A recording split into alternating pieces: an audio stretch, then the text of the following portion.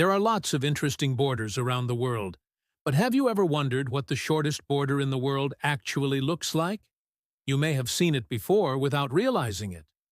So let's take a closer look at this tiny border that connects two very large countries. It all starts here with the República Dominicana and Haiti, sharing the island of Hispaniola in the Caribbean. This border is only 375 meters, or about 1,200 feet long. The border between these two countries begins at this intersection where the Rigolet River empties into the Caribbean. From there, it follows the Rigolet for 2 kilometers before reaching the end of the river at the southern coast of the Bay of Man, just west of the capital of Santo Domingo. So, why isn't this the shortest border in the world? Well, rivers can be pretty unpredictable with water levels fluctuating over time.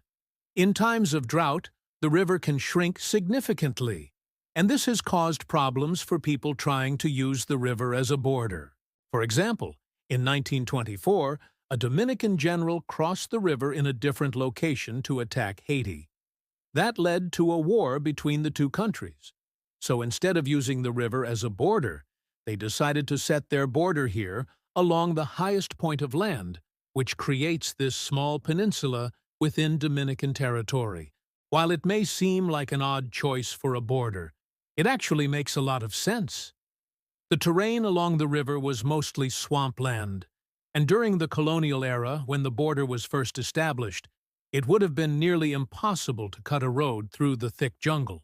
But along this new border, there was already a well-established road connecting Santo Domingo to the south and Cap Haitian to the north. But this border has its own problems. Because the land border is so close to the coastline, it is highly susceptible to erosion from the Caribbean. Over time, the sea has claimed more and more of this border. In fact, every year the Dominican Republic loses about 20 meters or 66 feet of land to the sea. At the end of the border, we reach the town of Dajabon, which sits right on the edge of the island. From here, we can see the small peninsula sticking out into the Caribbean created by the border. If we were to zoom out, we could see how this short border connects two very large countries.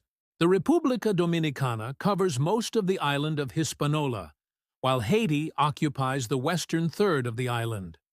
Together, they form one of the most interesting borders in the world, which is defined by mountains, forests, and a single river. In fact, this border was once the longest border in the Americas.